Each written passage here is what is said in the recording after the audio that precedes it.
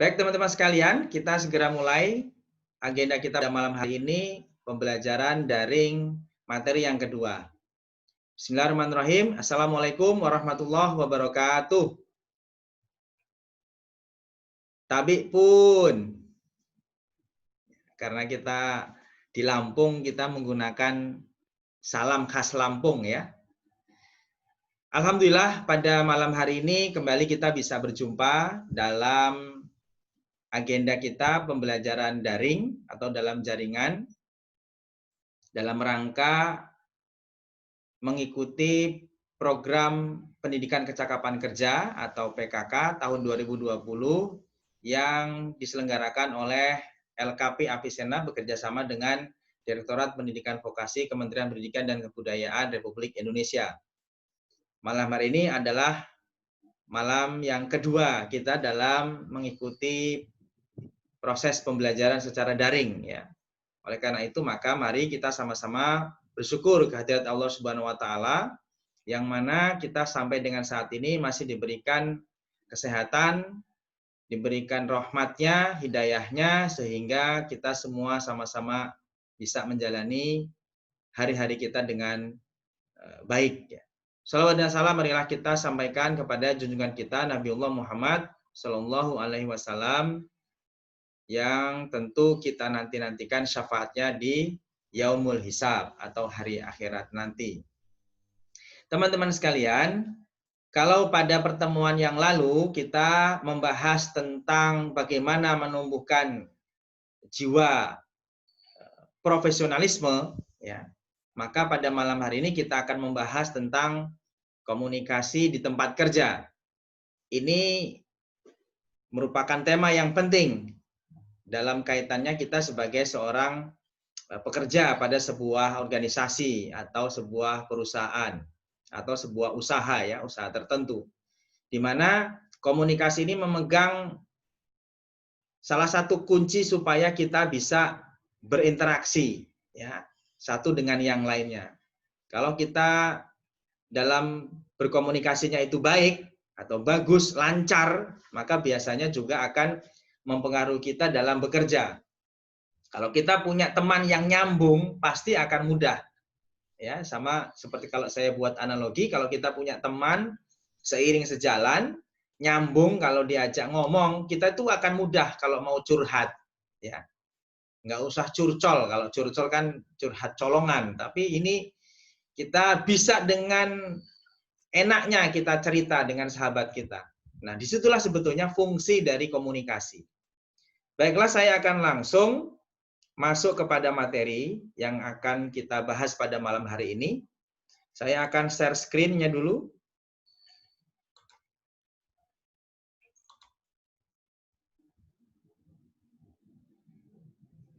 Terlihat tidak teman-teman? Terlihat ya? Oke. Jadi kita pada malam hari ini akan membahas tentang komunikasi di tempat kerja. Ya.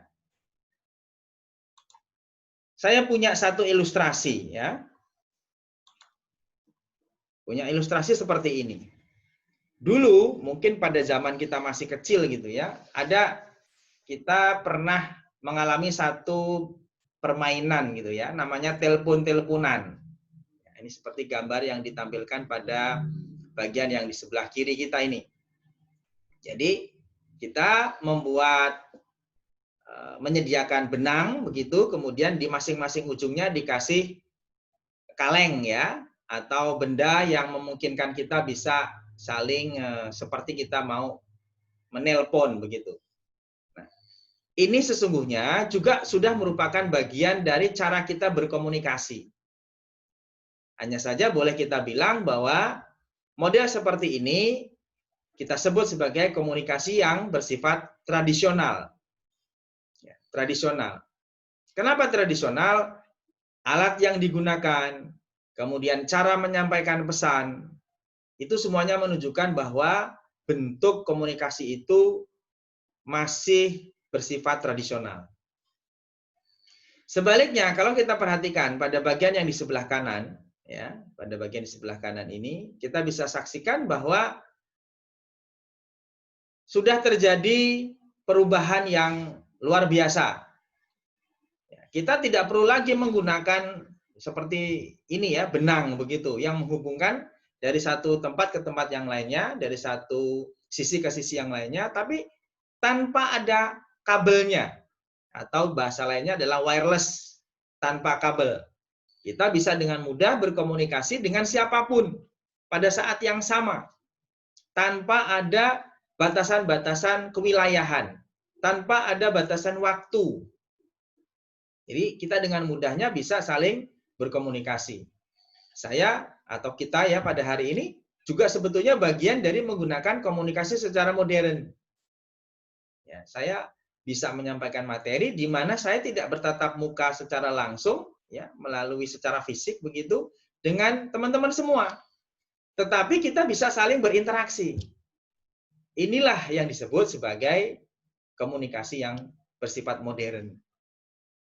Ya.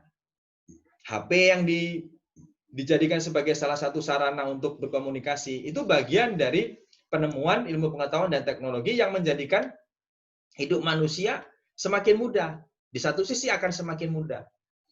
Tetapi kalau kita tidak baik, ya, tidak ada pembatasan-pembatasan, maka bisa jadi kemudian HP yang seharusnya bisa mendatangkan kemanfaatan pada diri kita sebagai pengguna, itu justru akan sebaliknya ya, mendatangkan kemudorotan, mendatangkan keburukan. Kita terjebak dengan kelalaian karena kita terlalu menikmati ketika kita menggunakan HP itu. Ya, misalnya kalau sekarang kita bisa eksis begitu dengan akun media sosial yang kita miliki, kemudian kita juga bisa berkomunikasi dengan teman-teman kita yang lainnya melalui akun tersebut. Begitu juga dengan laptop misalnya ya, atau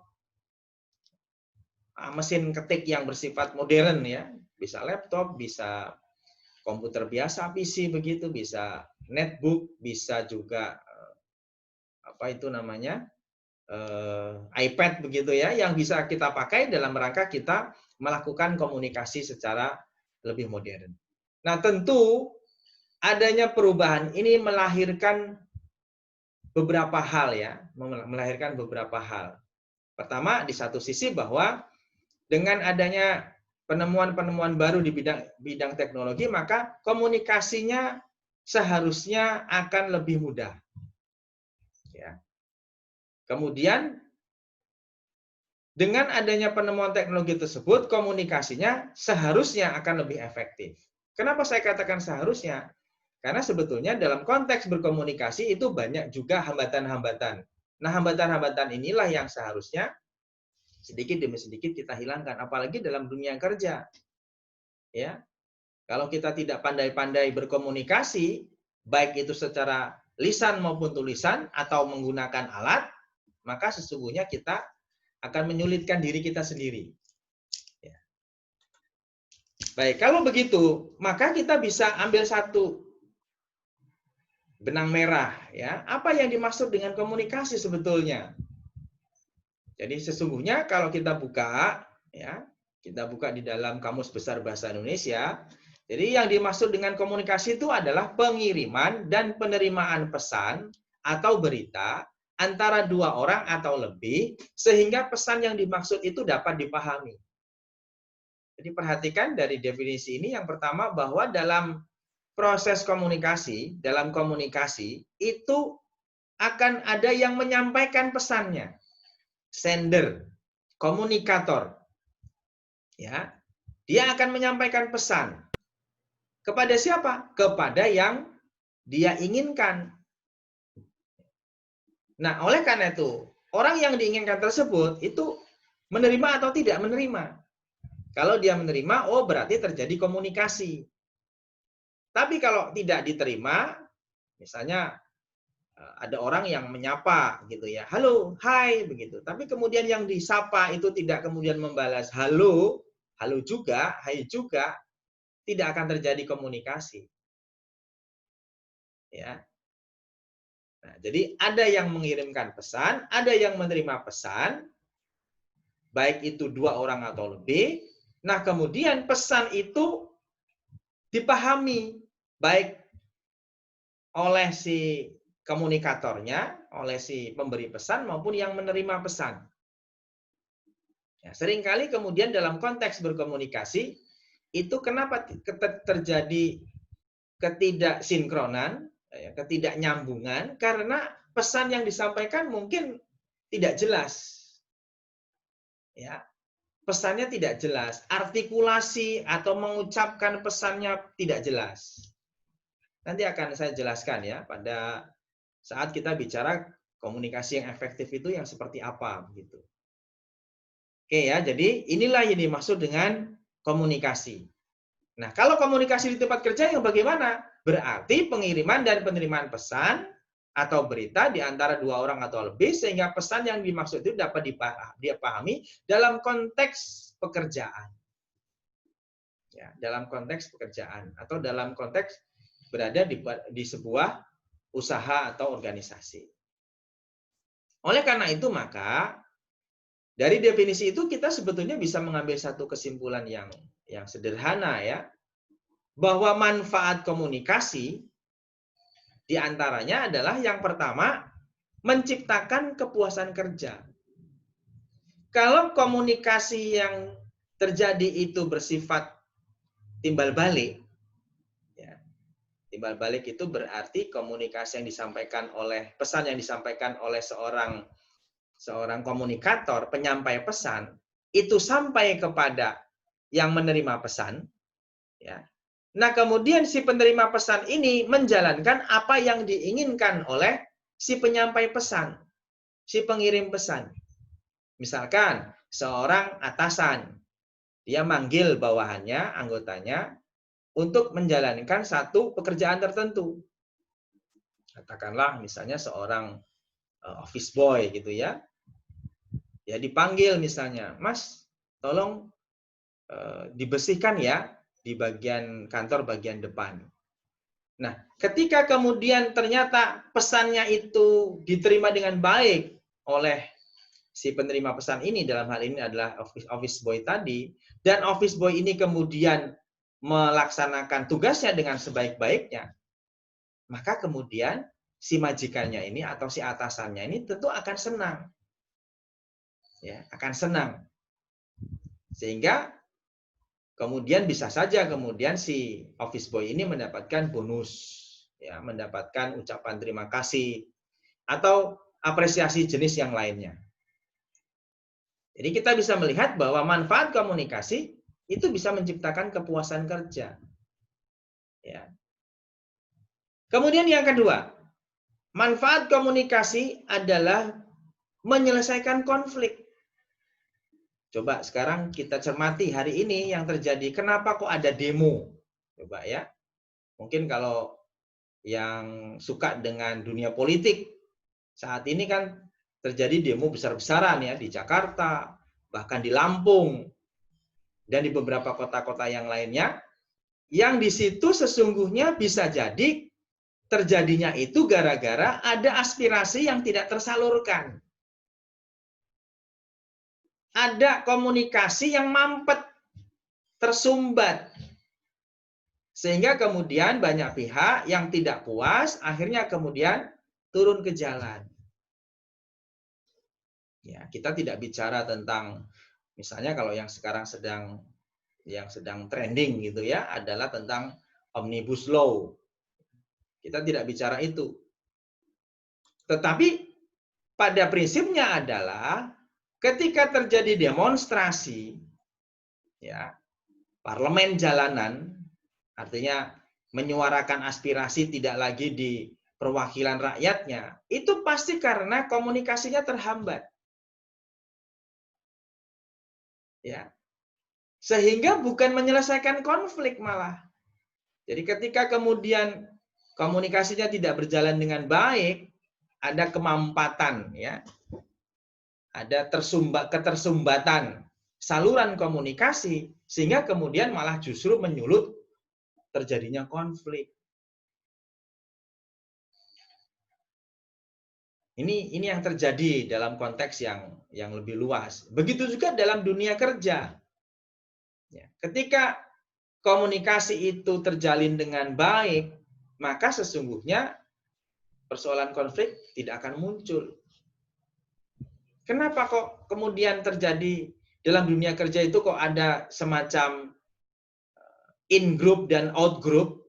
Jadi ada kelompok saya dan kelompok mereka begitu ya. Kelompok di dalam dan kelompok di luar itu bisa jadi terjadi karena adanya ketersumbatan dalam hal berkomunikasi. Ada pihak-pihak yang merasa tidak bisa menyampaikan apa yang menjadi isi hatinya, ya. Nah, ini yang seharusnya kita lakukan ya. Kalau kita dalam konteks bekerja, maka kita mencoba mari menggunakan komunikasi yang baik. Termasuk bagaimana kita menyampaikan pesannya. Jadi pesannya bagus, tapi kalau cara menyampaikannya tidak bagus, juga akan jadi persoalan. Ya. Pesannya bagus, tapi kemudian cara menyampaikan tidak bagus, maka akan jadi masalah di kemudian hari. Nah, kemudian yang berikutnya, yang ketiga, manfaat komunikasi adalah meningkatkan produktivitas. Kalau orang itu sudah puas terhadap apa yang dia terima pesannya, ya, maka orang itu kemungkinan akan apa? Akan produktif. Dia akan cepat gitu dalam hal menyelesaikan pekerjaan, bahkan kalau bisa menambah, ya, menambah apa namanya? Menambah jam kerjanya tanpa kemudian dia minta, katakanlah dia minta kompensasi. Karena dia tahu bahwa orang yang mengajak komunikasi ini, ya, itu adalah orang yang memang layak untuk kemudian dia dalam posisi melakukan satu pekerjaan tertentu. Ya. Kalau seorang atasan kemudian memberikan pesan kepada bawahannya untuk bekerja secara maksimal dan memang itu yang menjadi tugasnya, ya pasti akan terjalin ya satu hubungan yang baik sehingga si bawahannya juga mau berusaha dengan maksimal. Ini manfaat dari komunikasi, menciptakan kepuasan kerja, bisa menyelesaikan masalah atau konflik, dan bisa meningkatkan produktivitas. Kemudian selanjutnya, apa yang harus dilakukan supaya komunikasi itu menjadi efektif? Jadi sebetulnya yang harus kita lakukan dalam konteks kita di dalam pekerjaan, ya, melakukan satu pekerjaan adalah kita membangun komunikasi yang efektif. Yang pertama apa? Menyampaikan informasi dan menghasilkan pengertian. Jadi komunikasi yang efektif itu adalah apabila seorang komunikator, penyampai pesan, itu betul-betul memberikan informasi kepada orang yang dia berikan informasi itu secara jelas, sehingga dapat dimengerti. Ya, misalkan si A gitu ya, tolong dong bantu saya untuk menyelesaikan tugas ini. Kalau kemudian dijelaskan ada apa namanya, dijelaskan tentang apa yang harus dibantu, misalnya tolong saya dibantu untuk membuat surat, ya, surat yang nantinya akan digunakan oleh perusahaan atau organisasi dalam rangka untuk memberikan perintah yang sifatnya itu dilakukan oleh semua, ya. Misalnya persoalan protokol kesehatan, ya. Ketika kemudian temannya itu, berarti ini terkait dengan isi pesan yang terkait dengan protokol kesehatan itu apa? Kemudian dia bisa memberikan masukannya. Nanti di dalam surat itu harusnya gini loh, ditulis aja di situ bahwa nanti kalau kita misalnya mau masuk kantor itu harus cuci tangan, ya. Kemudian kita pakai masker dan seterusnya. Ya. Jadi terjadi saling pengertian yang itu akan melahirkan komunikasi yang efektif. Nah, kemudian yang kedua, komunikasi yang efektif itu pada dasarnya akan bisa mendatangkan atau menghasilkan kesenangan. Tadi yang saya sebut ya, kalau kita itu sama-sama nyambung komunikasinya, ngomongnya itu nyambung, ya, dengan teman kita misalnya, teman sepermainan, teman dalam pekerjaan, ya, itu pasti akan mengerjakan sesuatu itu dengan riang gembira. Pasti dengan senang, gitu, dengan senang hati. Kenapa? Karena memang dia bisa melakukan komunikasi yang sifatnya itu dua arah. Jadi bukan satu arah ya, tapi dua arah. Kalau bahasanya itu TikTok gitu, nyambung. Apa yang saya inginkan itu akan sama persepsinya oleh teman saya ini.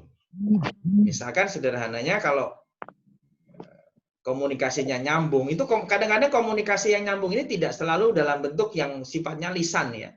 Mungkin karena sudah sebuah kebiasaan, jadi komunikasinya itu nyambung, bahkan hal-hal yang tidak harus berbicara gitu, tapi tahu.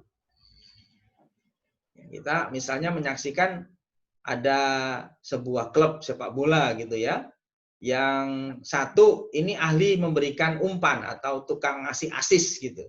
Yang satunya lagi ahli dalam hal menjebol gawang lawan. Karena mereka ini sudah nyambung komunikasinya, maka mereka bisa tahu nih, tanpa harus ngomong terlebih dahulu, nanti saya ada di posisi sana, tolong saya kasih bola ya. Tapi temannya ini karena sudah nyambung tadi, maka dia bisa ngumpan bola yang itu gampang ya dijadikan sebagai gol oleh temannya. Karena sudah nyambung. Nah, untuk bisa nyambung ini, ya, untuk bisa saling saling pengertian ini tentu harus memiliki kesamaan juga ya, memiliki kesamaan pandangan, ya, kesamaan misalnya kesamaan informasi yang jelas begitu. Sehingga kemudian sama-sama menyenangkan. Kemudian yang ketiga, komunikasi yang efektif itu adalah komunikasi yang bisa mempengaruhi sikap. Jadi kalau orang yang punya kemampuan komunikasi yang baik itu biasanya adalah orang yang mampu mempengaruhi sikap orang lain. Ya. Tadinya mungkin ada nih ada seorang bawahan atau anggota dari sebuah organisasi atau perusahaan, dia tidak mau kerja, males-malesan, produktivitasnya rendah.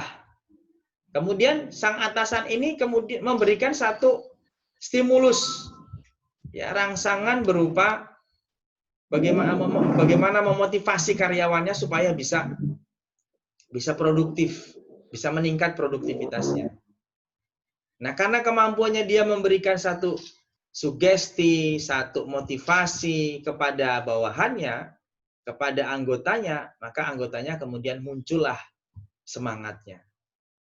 Nah, ini yang seharusnya juga bisa kita tiru ya. Jadi bagaimana kita bisa menggunakan komunikasi secara maksimal sehingga kemudian bisa mempengaruhi sikap tentu yang negatif yang ditimbulkan oleh pihak yang lain. Kemudian yang berikutnya adalah komunikasi yang efektif itu sesungguhnya akan menghasilkan hubungan sosial yang lebih baik. Ya, kalau sudah sama-sama nyambung pasti akan enak. Kita akan lebih terbuka dengan orang yang bisa kita ajak bicara. Ya. Orang itu akan merasa senasib sepenanggungan manakala komunikasi yang mereka jalin itu adalah komunikasi yang baik, yang efektif. Jadi akan muncul lewat komunikasi yang sudah saling tahu sama tahu, maka kemudian akan muncul trust atau kepercayaan. Jadi sesungguhnya kalau kita menjalankan satu komunikasi yang baik, kepercayaan itu adalah hal yang mudah untuk diraih. Jadi kalau kita sebagai rakyat ini ya, hari ini kita misalnya ya, hari-hari ini belakangan ini kita sebagai rakyat kok kayaknya tidak didengar ya suara kita oleh dewan gitu ya, oleh Dewan Perwakilan Rakyat. Ya mungkin apa? Caranya berkomunikasi yang di atas itu para pejabat juga kurang efektif gitu. Ya, sehingga yang terjadi adalah beberapa bentuk perlawanan. Nah, ini yang harus kita kikis pelan-pelan ya. Kita harus belajar bagaimana cara kita berkomunikasi, bagaimana cara kita menyampaikan pesan, kemudian bagaimana cara kita memilih saluran yang tepat. Supaya apa? Supaya komunikasinya bisa berjalan dengan baik dan kemudian akan melahirkan hubungan sosial yang lebih baik lagi di antara kita semua. Dan yang berikutnya adalah komunikasi yang aktif itu bisa menghasilkan tindakan nyata. Jangan ada sebuah penyemangat sebetulnya. Jangan kata-kata itu lebih berbahaya daripada pisau. Ya, kata-kata itu jauh lebih berbahaya daripada pisau. Kenapa? Kalau pisau itu hanya sekedar melukai secara fisik, yang kalau dia punya imunitas yang baik, maka luka dari akibat terkena pisau itu cepat hilang, cepat sembuh. Tapi kalau kata-kata itu digunakan untuk misalnya menyakiti perasaan orang, ini yang lama, berat, bahkan bisa jadi kemudian ya tidak mempan lagi. Karena sudah dilukai perasaannya lewat kata-kata yang disampaikan. Hati-hati dengan kata-kata. Ya, makanya ada sebuah yang berpendapat hati-hati dengan kata-kata. Karena lidah itu tak bertulang ya. Jadi kalau apa yang kita ucapkan itu dianggap melukai perasaan orang lain, ya berat rasanya untuk kemudian orang lain kemudian muncul trust-nya atau percayanya kepada kita. Jadi komunikasi yang efektif ini tentu akan menghasilkan tindakan yang nyata, yang itu sangat jelas gitu ya, dalam konteks pekerjaan pun akan begitu. Kalau kata-kata yang digunakan adalah kata-kata yang bersifat motivasional, bersikap bernuansa positif, mendorong kita untuk maju, produktif, maka pasti juga tindakannya pun akan mengarah kepada hal-hal yang positif. Tapi kalau sebaliknya, kata-kata yang diucapkan oleh teman kita banyak yang negatifnya, orang yang di atas itu selalu mengatakan hal yang negatif terhadap yang di bawah, maka ya tentu akan melahirkan tindakan nyata yang juga negatif. Maka oleh karena itu dalam konteks berkomunikasi secara efektif ini tentu butuh satu tindakan yang itu bersifat terus-menerus, ya, tidak terputus. Jadi kalau misalnya terputus, sekarang kita ngomongnya baik, tapi besok kita banyak, mohon maaf, misuh-misuh misalnya, ya tentu agak sedikit menodai kredibilitas dan kapabilitas kita. Kemudian selanjutnya, saya punya bagan ya atau gambar bagaimana sebuah proses komunikasi itu berjalan. Jadi komunikasi itu sesungguhnya berjalan melalui yang disebut dengan komunikator. Ya. Komunikator ini adalah pemberi pesan atau penyampai pesan. Atau kata yang lainnya adalah sender. Ya. Dia menyampaikan satu pesan. Kepada siapa? Kepada komunikan. Komunikan ini adalah pihak atau orang yang menerima pesan. Ya.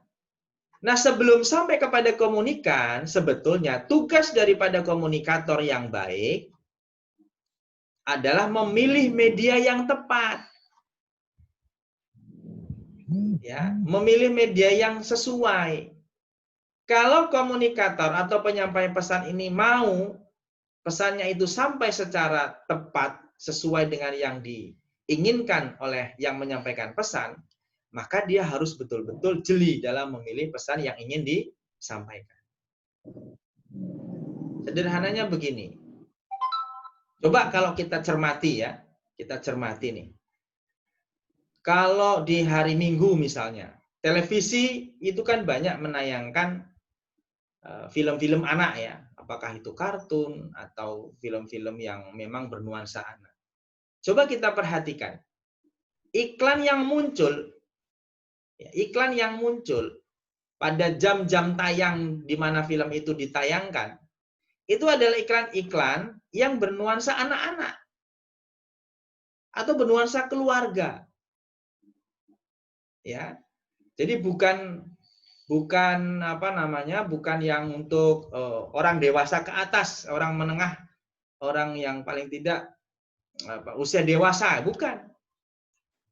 Tapi remaja ke anak-anak atau keluarga lah pada umumnya. Kenapa? Karena penyampai pesan dalam hal ini adalah perusahaan yang mempunyai produk tersebut tahu bahwa kalau saya mau beriklan sesuai dengan produk yang saya hasilkan, misalnya di situ apakah makanan ringan, apakah itu alat-alat permainan, ya, itu tepatnya kalau pas hari Minggu dan menggunakan channel atau saluran televisi di stasiun A, misalnya begitu. Karena dia punya mata acara yang filmnya itu digemari oleh anak-anak. Sehingga kemudian akhirnya si penerima pesan itu nyambung. Bahkan apa? Kalau dalam bahasa komunikasi itu terbujuk. Ya, si komunikan ini, si penerima pesan ini terbujuk. Akhirnya kemudian mau membeli produk yang disampaikan oleh penyampai pesan atau komunikatornya. Terus sama ya seperti misalnya alat-alat produk kecantikan gitu. Ya, dia akan memilih gitu ya, saluran apa yang cocok untuk dia gunakan dalam rangka supaya bisa mempengaruhi komunikan atau penerima pesan ini supaya mau membeli produknya. Oh, ternyata yang paling tepat mungkin kalau di alat-alat kecantikan itu selain media televisi mainstream begitu, bisa juga menggunakan media sosial. Ya, dengan menggunakan sekarang ada istilah endorse. Ya kan? Jadi ada satu perusahaan, ada satu usaha yang kemudian dia meminta tolong, bahasanya meminta tolong dalam tanda kutip karena dia bukan meminta tolong yang betul-betul free ya, tapi membayar kepada para orang ya, para pihak yang disebut sebagai, kalau di Instagram misalnya ada istilah selebgram. Ya, ada istilah selebgram. Ya, kalau misalnya mau menjualkan produk, maka kemudian si perusahaan ini membayar sejumlah tertentu kepada si selebgram ini untuk kemudian selebgram ini menyampaikan atau berkomunikasi ya kepada para pengikutnya untuk mau menggunakan produk dari perusahaan tersebut. Nah, ini akan lebih efektif gitu. Tinimbang misalnya bikin spanduk. Ya. Bikin spanduk dipasang di pinggir jalan yang belum tentu orang membaca. Makanya sekarang itu status selebgram ini ya termasuk yang diinginkan ya oleh banyak pihak gitu. Kenapa? Karena dia bisa menjadi bisa mendulang uang gitu dengan status selebgramnya itu. Jadi kalau kita saksikan itu ya, sekarang yang namanya orang yang menjualkan produk di media sosial itu cepat sekali mereka mendapatkan keuntungan. Ya. Kemarin yang baru terkenal misalnya ada itu yang ngomongnya Odading itu, ya, yang kayak Iron Man gitu katanya. Nah, itu kan terkenal itu, sempat terkenal, kemudian akhirnya dia di-endorse atau melakukan pemasaran ya, dia memasarkan produk dari yang lainnya, bukan hanya Odading aja ya, tapi yang lainnya. Itu contoh. Nah, kemudian juga tidak kalah pentingnya adalah Proses komunikasi ini akan berjalan dengan efektif manakala ada feedback-nya. Ya, ada umpan balik yang diberikan oleh penerima pesan kepada komunikator. Jadi yang disebut dengan nyambung itu ya di sini nih sebetulnya. Adanya TikTok, adanya ketersambungan ya dari komunikator dan komunikan. Atau dalam bahasa yang lain disebut dengan two-way traffic communication atau komunikasi dua arah. Ya. Kenapa disebut dua arah? Karena pada dasarnya yang melakukan komunikasi itu adalah dua pihak yang diharapkan keduanya saling berinteraksi secara berkelanjutan. Jadi tidak hanya mandek ya di sini saja atau di sini saja, tapi harus kedua-duanya saut menyaut. Kemudian selanjutnya, apa jenis-jenis komunikasi yang bisa kita lakukan, yang bisa kita pilih? Secara umum sebetulnya hanya ada dua ya. Yang pertama yang disebut dengan komunikasi lisan. Komunikasi lisan ini dilakukan secara langsung, di mana komunikator atau penyampai pesan secara langsung menyampaikan pesannya kepada komunikan tanpa menggunakan katakanlah alat bantu tulisan gitu ya. Kalau masih pakai HP itu sebetulnya juga bagian dari lisan ya. Karena dia menggunakan alat yang juga akhirnya tersambung langsung kepada penerima pesannya. Nah, yang kedua adalah komunikasi secara tulis. Ini tidak langsung, di mana komunikator tidak dapat secara langsung menyampaikan pesan. Kedua jenis komunikasi ini pada dasarnya punya plus dan minus. Loh, plusnya tulis apa? Kalau lisan kan jelas lebih powerful gitu ya, karena dia bisa langsung mempengaruhi sikap orang yang diajak komunikasi. Tapi kalau tulis kan ada jeda. Jangan salah ya, terkadang kita itu antara ngomong ya dengan menulis, itu yang kurang terkontrol itu kalau kita langsung ngomong. Ya, kita itu kadang-kadang ngomong itu nggak tahu ternyata yang kita omongkan itu menyakiti orang lain. Ya tadi karena kita moody ya, tergantung mood kita. Jadi kalau kita sedang moodnya baik, maka komunikasi yang kita sampaikan kepada orang lain juga akan baik. Tapi kalau komunikasi kita tidak baik, maka biasanya sumpah serapah kah, atau kita kemudian males ngomong dan lain sebagainya ya. Jadi minusnya di situ kalau langsung itu, secara lisan itu. Kadang-kadang suka uncontrol, tidak terkontrol. Komunikasi tulis, kelebihannya adalah kita bisa memilih diksi, memilih kata, memilih kalimat, memilih paragraf yang sesuai. Sehingga kita bisa menyampaikan pesan secara lebih baik ya kepada penerima pesan. Ya kedua-duanya sekali lagi, tapi kalau kelemahan daripada tulis ini adalah dia lambat ya, lebih lambat. Daya feedbacknya lebih lambat. Umpan baliknya bisa diterima kembali kepada yang menyampaikan pesan lebih lambat. Coba kita bayangkan kita ngetik SMS atau japri dengan kita ngomong langsung. Terkadang bahkan terjadi apa? Terjadi kesalahan persepsi. Ya, kita membaca tulisan sepertinya ini nadanya negatif, padahal sebetulnya kalau kita ngomong secara langsung ya ear to ear antara kuping kita dengan kupingnya yang kita ajak ngomong itu beda nuansanya. Ini kadang-kadang suka terjadi ya kesalahpahaman seperti itu. Nah, ini jenis komunikasi baik lisan dan tulis semuanya ada kelebihannya dan ada kekurangannya. Nah, kemudian yang berikutnya yang perlu kita pelajari ya, yang bisa kita pelajari sesungguhnya bagaimana caranya kita bisa berkomunikasi yang efektif. Jadi, ada teknik-teknik tertentu yang bisa kita gunakan supaya kita memiliki kemampuan komunikasi yang efektif. Satu, nah, kita lihat ya, bukan kemudian Justru yang pertama itu adalah bukan langsung kita sampaikan atau kita harus pandai berbicara gitu, bukan ternyata. Yang pertama adalah justru kita itu memiliki kemampuan mendengar dengan aktif. Jadi kemampuan mendengar kita ini harus kita latih.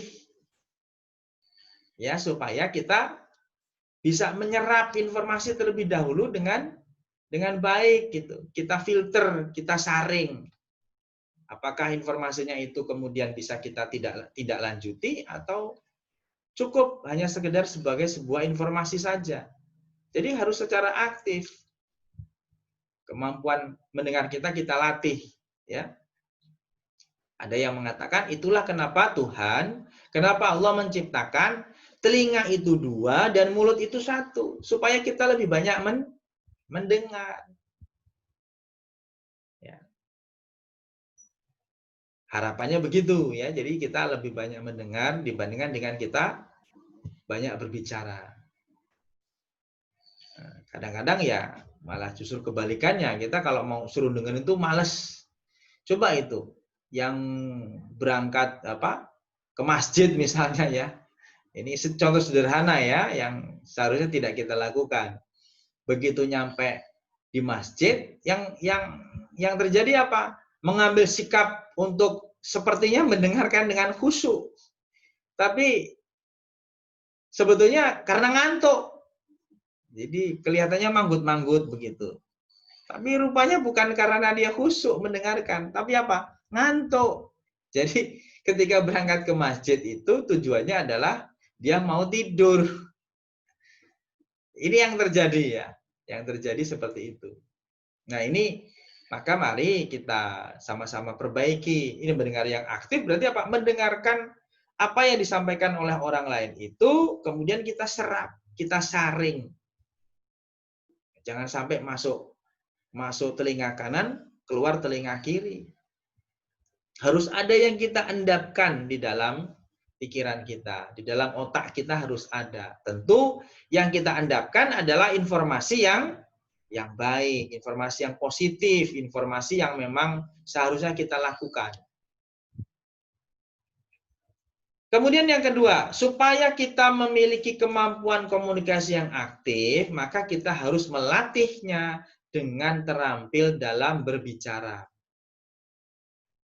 Ya, terampil dalam berbicara ini juga bagian dari bagaimana kita bisa memunculkan komunikasi yang efektif. Nah, ini yang menjadi kelemahan ya pada sebagian besar kita. Kalau kita itu disuruh berbicara di hadapan banyak orang, misalnya itu seringkali kita minder.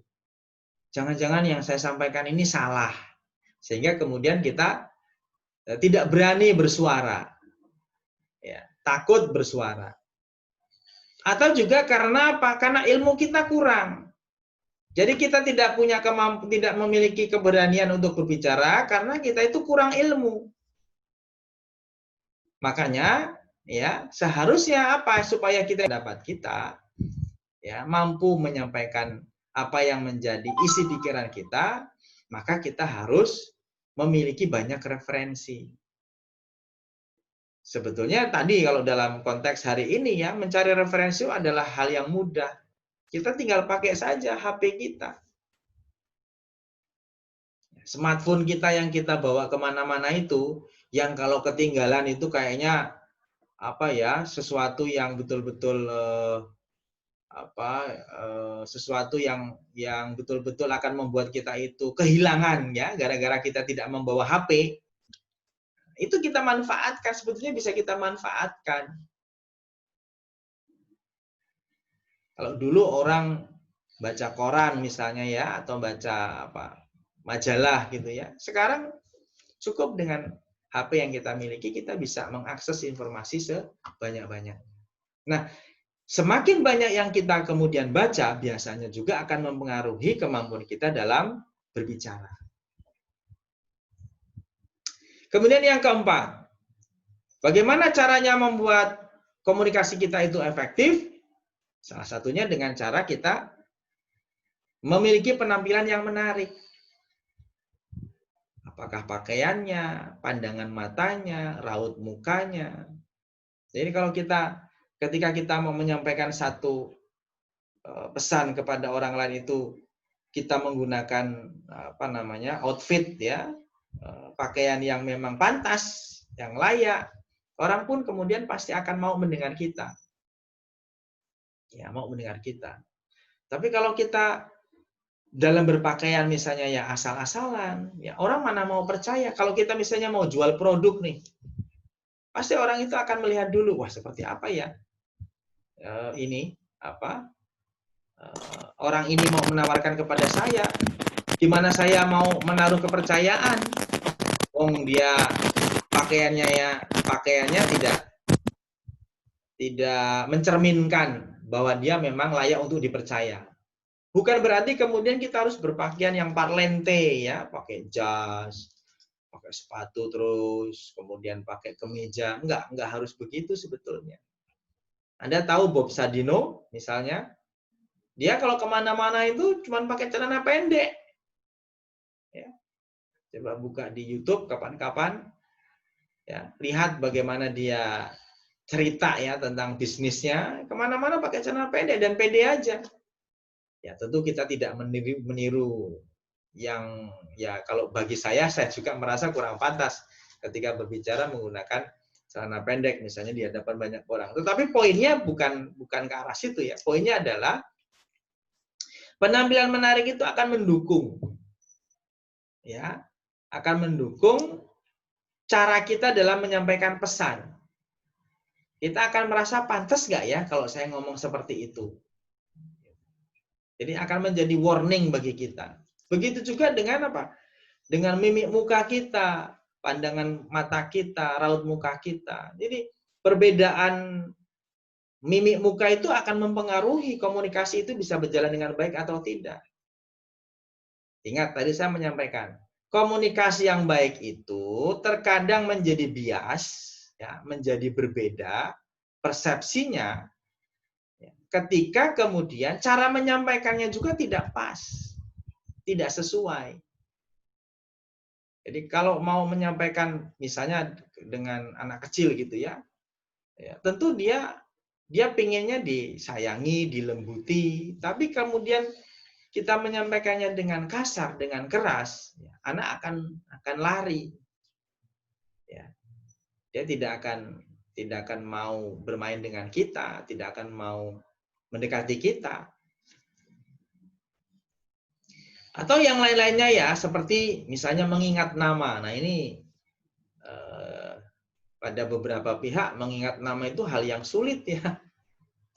Karena apalagi kalau dia sudah bertemu dengan banyak orang ya. Tapi pada dasarnya ketika kita bisa mengingat orang-orang yang kita kenal sebelumnya dan kemudian kita panggil ulang, maka orang itu akan mudah kalau kita ajak ngomong. Coba bayangkan kita sudah kenal misalnya dengan Mas Irhab ya. Mas Irhab ketika dalam perjalanan kita ketemu dengan Mas Irhab. Karena kita sudah kenal, kita panggil Mas Irhab atau Hab gitu. Dia pasti akan menengok. Tapi kalau kita ketemu di tengah jalan misalnya, kita tidak tahu atau kita lupa lah, padahal kita kenal dengan orang itu. Tapi kita manggilnya hai. Hei, saya yakin belum tentu dia akan nengok. Mana mungkin kemudian terjadi komunikasi kalau hal-hal yang sederhana seperti misalnya keterkenalan atau saling mengenal itu kemudian diwujudkan.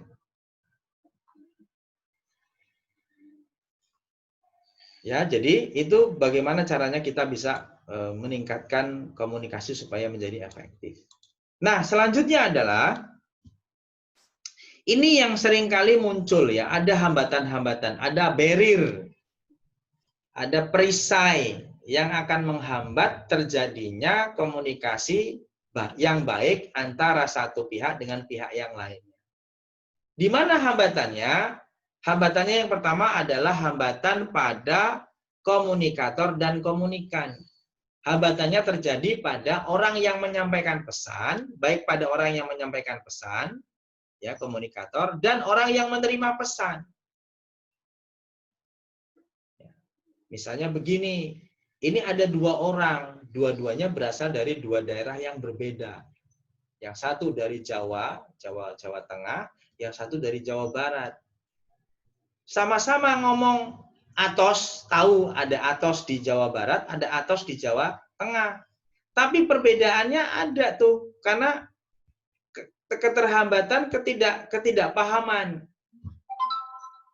terhadap satu makna. Misalnya orang yang Jawa Tengah menanyakan kepada orang yang dari Jawa Barat, kamu sudah makan? Jawaban dari siang dari Jawa Barat ini atos. Lawung pertanyaannya sudah makan kok jawabannya atos. Atos dalam pengertian orang Jawa Tengah adalah apa? Keras. Sementara atos dalam bahasa Sunda, ya bahasa Jawa Barat itu adalah sudah.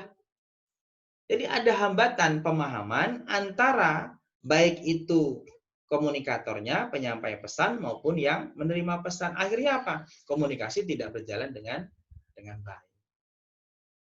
Bisa jadi juga karena hal-hal yang secara fisik mempengaruhi. Mungkin ada orang-orang di sekitar kita yang disabilitas, ya, yang mengalami cacat pada bagian tubuhnya, terutama di bagian mulutnya, misalnya ada bibir sumbing, mohon maaf ya, harus menyebut contoh begitu. Dia mengucapkan satu kata, itu ternyata yang diterima oleh orang lain berbeda dengan yang dimaksud. Akhirnya kemudian terjadi komunikasi yang tidak efektif karena tidak ada kesepahaman antara yang memberikan pesan dan menerima pesan. Nah, ini sebetulnya bisa dihindari dengan cara apa? Dengan cara tadi kan ada yang bersifat tulisan, ada yang bersifat lisan. Ketika lisan tidak bisa dilakukan dengan maksimal, dengan baik, maka kita bisa dengan menggunakan tulisan atau yang lainnya, misalnya dengan bahasa isyarat. Jadi ada banyak hal yang sebetulnya bisa kita munculkan dalam rangka kita menghindari atau menghilangkan hambatan-hambatan dalam berkomunikasi. Kemudian yang kedua, itu adalah hambatan pada kode-kode yang digunakan. Jadi komunikasi itu sebetulnya juga adalah mempertukarkan lambang-lambang atau kode-kode yang dipahami oleh kedua belah pihak. Kalau misalnya orang, itu dia ngawe-awe. Ngawe-awe itu gimana? Gini ya. Maknanya apa kalau begini? Memanggil. Ya, memanggil. Kalau orang itu tahu sama tahu, baik itu yang memberikan pesan maupun yang menerima pesan itu sama-sama paham. Oh, kalau begini, oh berarti disuruh datang. Nah, bisa saja kemudian karena faktor budaya, akhirnya kemudian terjadi mispersepsi, miskomunikasi. Oh, mungkin ada di bagian daerah yang lain begini tuh berarti ngajak nantang gelut. Ya, hati-hati ini kita harus bicara tentang persoalan budaya juga, ya, budaya. Jadi bagi orang tertentu, misalnya memegang kepala itu adalah sebuah hal yang tabu. Orang di Arab Saudi misalnya, ya, itu suka memegang ini jenggot, suka memegang jenggot. Jadi mereka bersalam-salamannya, saling mengagumi itu dengan cara memegang jenggot satu sama lain. Tapi kalau orang Indonesia misalnya, ya, dipegang jenggotnya marah itu. Mas Ihsan misalnya, Mas punya jenggot nggak, Mas? Mas Ihsan nggak punya jenggot, apalagi nggak punya jenggot, ya dipegang-pegang ininya. Oh, ngajak gelut tenan itu. Ya, jadi ada hambatan pada kode-kode yang digunakan, ya. Ada lambang-lambang yang digunakan. Ya, banyak yang kita pelajari secara umum. Oh, kalau mengerdipkan mata itu berarti mungkin bagi satu wilayah itu maknanya adalah mengedipkan mata itu seakan hal yang negatif gitu ya. Tapi mungkin bagi yang lain, bagi di wilayah yang lain begitu, kode mengedipkan mata bukan seperti itu, bukan negatif, bukan hal yang negatif. Ini kita belajar tentang komunikasi lintas budaya.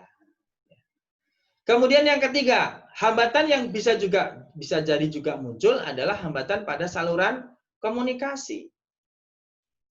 Media penyampai pesannya keliru kita pilih. Seharusnya kita misalnya langsung ngomong, lisan, apakah misalnya dengan bertatap muka ataukah menggunakan media handphone dengan cara menelpon secara langsung, kita pakainya WA. Sementara tadi saya mengatakan bisa jadi tulisan kita itu dipersepsikan lain. Ya. Misalnya begini, ada kasus ya, ada seseorang dia itu belum terlalu bisa ya menggunakan handphone. Dia menuliskan pesannya dengan menggunakan huruf besar semua. Huruf besar semua itu. Dia tidak tahu bagaimana caranya mengganti. Sebetulnya dia tidak tahu bagaimana caranya menuliskan huruf yang besar kecil atau kecil semua. Dia hurufnya besar semua dia tulis. Akhirnya apa? Ketika dia kirim kepada orang lain dan dibaca oleh orang itu, maka seakan-akan orang ini adalah orang yang tidak etis, tidak punya etika. Ya seperti orang marah-marah. Kok dia nulisnya pakai huruf besar semua. Ya, jadi kesalahan dalam hal memilih saluran. Seharusnya kenapa enggak dia langsung ngomong gitu. Karena seringkali ada bias ketika kemudian tulisan itu dipersepsikan hal yang berbeda. Ini yang seharusnya kita harus pintar ya memilih media apa yang paling cocok. Dalam konteks pekerjaan pun begitu. Misalnya kita punya produk apa begitu. Kita harus bisa memilih kita mau memperkenalkannya ya, mengenalkan produk ini melalui media apa? Ya. Apakah melalui media yang mainstream yang biasa? Pakai leaflet atau brosur cukup. Pakai spanduk bisa nih. Tapi kalau zaman sekarang spanduk atau brosur itu sebetulnya sudah jadul ya. Sekarang orang cenderung menggunakan media sosial. Kita bikin feeding news gitu ya, bikin berita yang bisa kita masukkan ke media sosial. Itu jauh lebih powerful. Dan yang keempat, hambatan yang bisa jadi muncul ketika kita mau menjalankan komunikasi yang efektif adalah hambatan pada situasi komunikasi. Kita mau ngobrolin hal yang penting, tapi di suasana yang ramai. Kira-kira nyambung nggak itu? Orang yang diajak bicara, orang yang kita ajak bicara nyambung nggak tuh? Kita ngomong hal yang penting, tapi di tempat yang ramai. Jangan-jangan yang terjadi adalah kuat-kuatan suara. Sehingga kesannya bukan saling berkomunikasi, tapi saling marah. Ya. Ini yang terjadi kalau kita salah dalam memilih situasi yang lebih tepat dalam melakukan komunikasi. Makanya kita harus milih nih, mana waktu yang tepat supaya nanti cara kita menyampaikan pesan itu bisa diterima dengan baik oleh orang yang kita ajak berbicara. Kalau di iklan itu misalnya, mari kita ngeteh, nah, ya, atau mungkin sekarang sedang tren, yuk kita ngopi dulu, ya, udah ngopi belum, gitu kan? Nah itu sebetulnya ajakan untuk memilih situasi supaya nanti ketika misalnya terjadi pembicaraan, itu pembicaraannya itu bisa berjalan dengan baik, ya. Tidak ada kesalahan dalam menafsirkan isi pesan yang dimaksud. Ini yang saya kira penting ya untuk kita lakukan sehingga hambatan-hambatan itu tadi bisa kita minimalisir gitu. Kemudian selanjutnya, nah untuk berbicara efektif sendiri supaya pembicaraan kita itu betul-betul sesuai dengan sasaran, yang harus kita lakukan itu apa? Yang pertama kita harus menetapkan dulu sasarannya. Siapa sih yang mau kita ajak bicara? Ya, apakah teman sebaya? Ya, ataukah orang yang lebih tua atau anak yang lebih kecil? Pada anak kecil. Karena ketepatan dalam menetapkan sasaran, sesungguhnya nanti akan mempengaruhi cara kita dalam menyampaikan pesan. Kita misalnya dengan teman sebaya kalau ngomong kan, ya tahu sama tahu ya, nggak ada batasan-batasan. Ya ngomong apa anane, apa adanya, tanpa tedeng aling-aling, kita ngomong belak-belakan saja. Ya, tanpa ada perasaan pekewuh begitu. Tapi kalau kita misalnya ternyata yang kita ajak bicara adalah orang tua, ya tentu kita harus menggunakan kalimat yang lebih santun. Ya, jangan kita menggunakan kalimat seperti kalau kita dengan teman kita. Begitu juga dengan kita ngomong dengan anak-anak. Hati-hati ya, anak-anak ini adalah good imitation. Ya. Jadi betul-betul peniru yang baik. Apa yang kita ucapkan, kemudian pasti anak akan ikut. Saya juga terkaget-kaget ya, anak saya yang masih berusia 5 tahun, tiba-tiba ngomong mager. Mager. Loh, kita kaget. Saya secara pribadi belum pernah tuh ngomong sama anak saya mager. Kita tanya, kamu tahu nggak, nak, mager itu apa? Tahu, dia bisa menjelaskan. Mager itu males gerak. Ya, ternyata setelah kita telusuri, dia mendapatkan kata itu dari temannya. Yang temannya ini rupanya tadi yang lebih tua menyampaikan apa kata-kata yang digunakan itu adalah kata-kata ya tadi yang seharusnya tidak diucapkan kemudian diucapkan. Ini yang berbahaya. Makanya kita harus tahu dulu siapa yang kita ajak ngomong nih. Yang kita ajak bicara siapa. Ya. Supaya nanti cara kita dalam menyampaikan pesan, kemudian intonasinya juga bisa kita pilih dengan yang paling sesuai. Yang kedua, berbicara itu akan efektif manakala kita mengenali siapa yang nantinya mendengar. Kita kenal, kalau orang sudah kenal dengan yang mau diajak bicara, itu biasanya juga akan lebih mudah dalam menyampaikan pesan. Saya sudah kenal misalnya dengan Mbak Fiona, karena Mbak Fiona ini adalah adik dari yang dulu pernah juga kursus di Avicenna.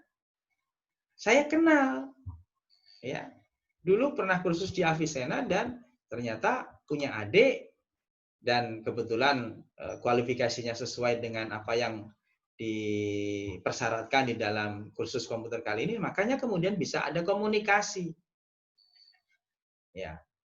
Jadi kalau yang lain mungkin belum kenal saya, mungkin manggil saya Pak Saiful dan seterusnya. Mbak Vio karena sudah tahu saya, manggilnya jadi Mr. Saiful misalnya. Jadi karena kita kenal dengan orang yang kita ajak bicara, maka bicaranya pun akan bisa lebih efektif, lebih nyambung, lebih mudah dipahami. Yang ketiga, berbicara juga akan lebih efektif manakala kita ya tahu tempat dan sarananya yang paling sesuai. Tadi saya sebut ya, nggak mungkin kita bicara hal yang penting tapi di tempat yang ramai. Pasti akan ada noise, akan ada gangguan. Ya. Kita harus memilih tempat yang strategis, yang kalau kita bicara hal yang penting itu, kemudian ya memang dipahami secara baik oleh orang yang kita ajak bicara. Begitu juga dengan sarananya. Ya, oh kayaknya kalau pakai HP lebih banyak gangguannya nih. Oh, saya harus bertemu langsung. Ya udah, jangan pakai HP. Ya, meskipun HP itu memudahkan kita, tapi kalau ternyata kita rasa itu kemudian sarananya tidak akan bisa kita maksimalkan penggunaannya, ya jangan dipakai. Lebih baik kita ngalahi untuk datang ke tempatnya, kemudian kita ajak bicara. Hasilnya akan berbeda. Ya, pasti hasilnya akan berbeda. Yang keempat, ya, kalau kita mau bicara yang efektif, maka kita harus bisa melakukan manajemen waktu. Timingnya itu harus pas. Orang kalau lagi emosi, diajak ngomong yang baik-baik susah. Kalau lagi emosi, diajak ngomong baik-baik susah. Apa yang bisa kita lakukan? Dengarkan. Sederhana. Oh ya, oh gitu ya. Oh, baiklah. Ya. Jadi hal-hal yang apa namanya yang harus kita lakukan tidak harus selalu kita ngomong ulang. Mungkin dengan cara kita memanfaatkan jeda waktu yang tepat sampai kemudian nanti dia sudah relatif lebih stabil emosinya, baru kita kemudian masuk. Kamu tadi ngapain sih? Kok marah-marah begitu? Boleh tahu nggak apa yang kamu rasakan? Nanti lain pasti. Ya. Pasti komunikasinya akan cair ya kalau kita tahu menempatkan waktunya secara tepat. Pembicara yang jempolan itu adalah pembicara yang sebetulnya bukan hanya kemampuan dia dalam menyampaikan isi pesannya ya, menyampaikan apa yang ada dalam pikirannya, tapi kemampuan dia melihat, oh audiens saya ini kayaknya kalau saya teruskan akan akan bosan ya, akan boring. Ya, oh berarti saya harus membuat ice breaking ya. Entah tepuk-tepuk, entah diajak nyanyi bareng dan lain sebagainya. Kemudian yang kelima, supaya bicara kita efektif, punya bahan dong. Kita harus siap bahan ya. Bagaimana caranya siap bahan? Ya nggak harus kita tulis, kemudian kita kita hafalkan, nggak harus. Bisa jadi kita baca dulu.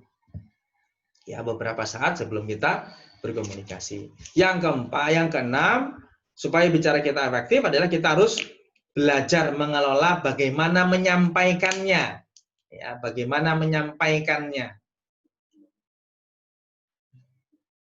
Jadi ini juga bagian dari supaya informasi yang disampaikan itu bisa tepat dan sesuai. Jadi teknik menyampaikan, oh ini belajar misalnya tentang intonasi ya.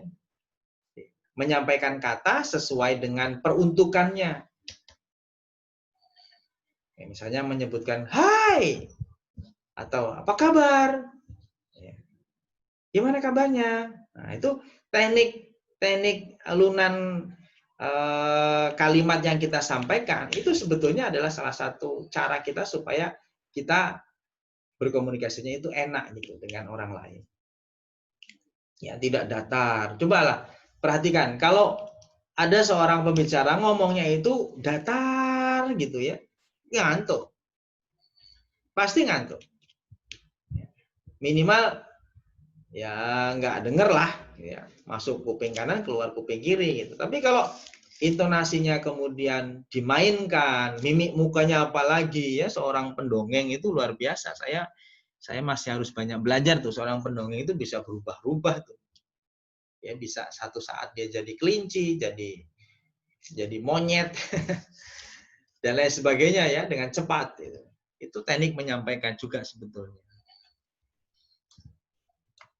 Oke, kemudian saya lanjutkan, masih ada 2 slide lagi. Nah, ini yang saya sebut tadi bahwa bukan cuma kita dituntut untuk apa?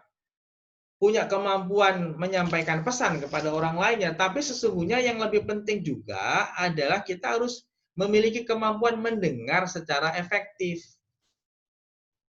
Apa maksudnya? Maksudnya adalah kita itu mestinya tidak hanya sekedar mendengar, tapi mendengar dengan konsentrasi, diikuti dengan usaha untuk memahami pesan atau informasi yang disampaikan. Kita jangan hanya nggah-nggih, tapi ora kepanggih. Iya, tapi tidak dilaksanakan. Ini penting ya. Nggah-nggih, tapi ora kepanggih ini akhirnya melahirkan apa? Ketidakpuasan kerja. Katanya iya. Besok datangnya tepat waktu ya. Siapa? Iya, Pak. Tapi besoknya telat lagi. Misalnya ya, kalau dalam bekerja. Nah, ini berarti apa? Cuman apa yang disampaikan oleh orang itu cuman masuk kuping kanan, keluar kuping kiri.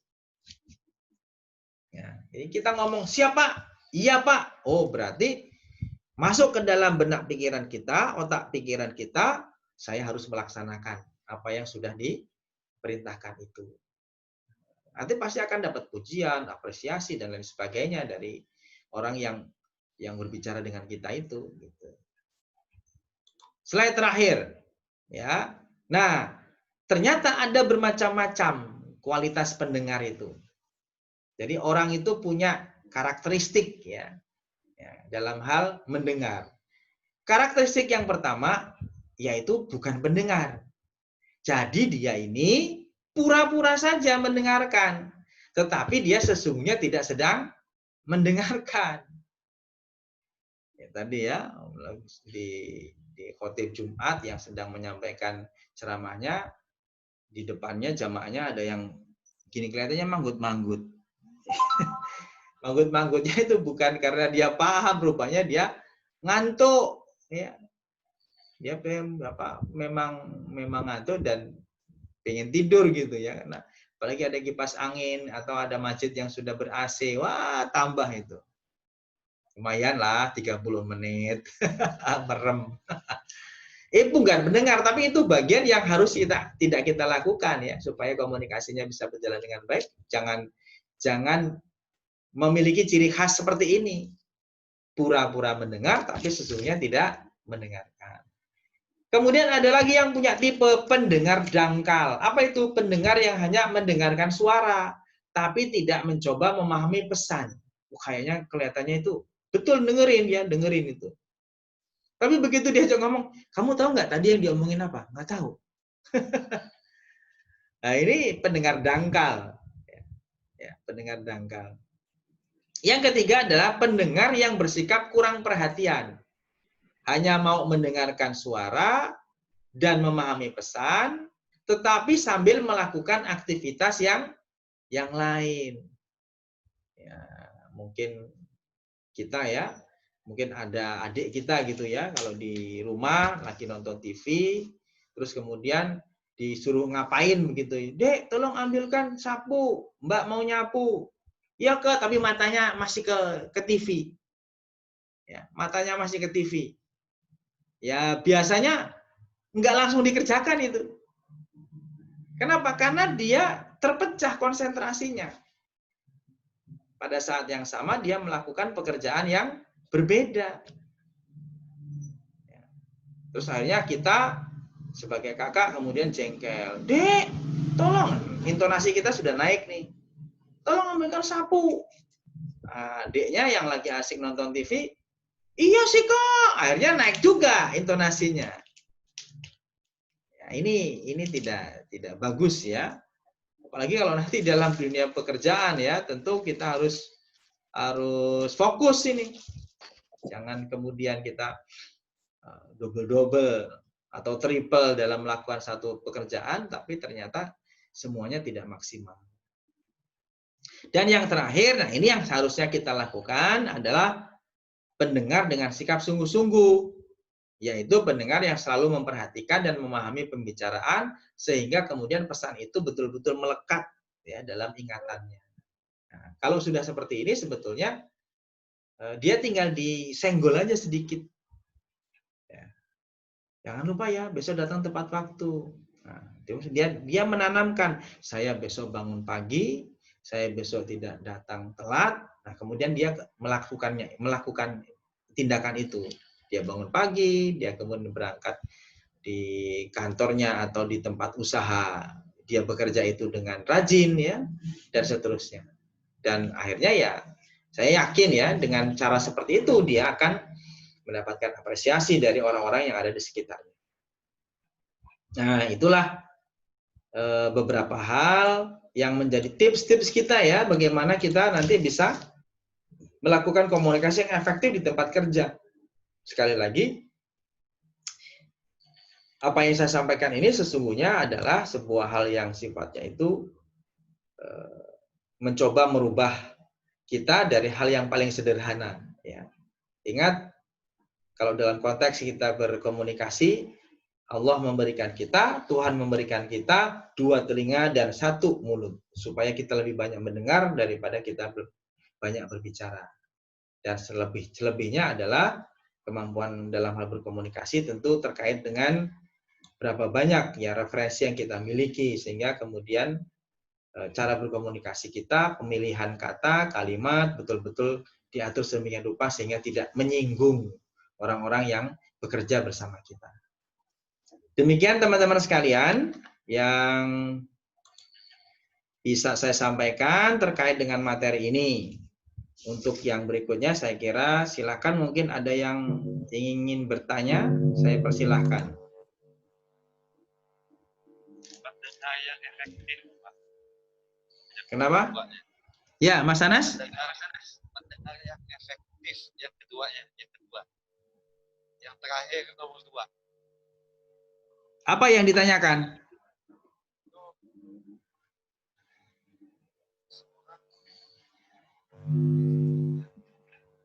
Yang ditanyakan apa, Mas?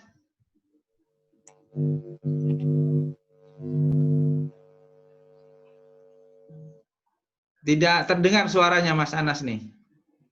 Tapi saya menangkap tadi pendengar yang kedua ya.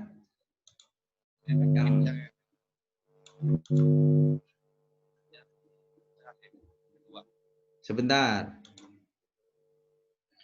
Ini Mas, yang ini. Ya. Yang ketiga.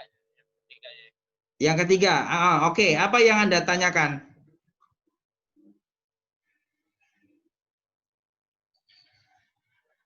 Suaranya mic-nya didekatkan. Pendengar yang hanya memahami, yang hanya mendengarkan suara, misalnya melakukan lain. Ya, berarti ya pesannya cuma ya lakuin yang lain,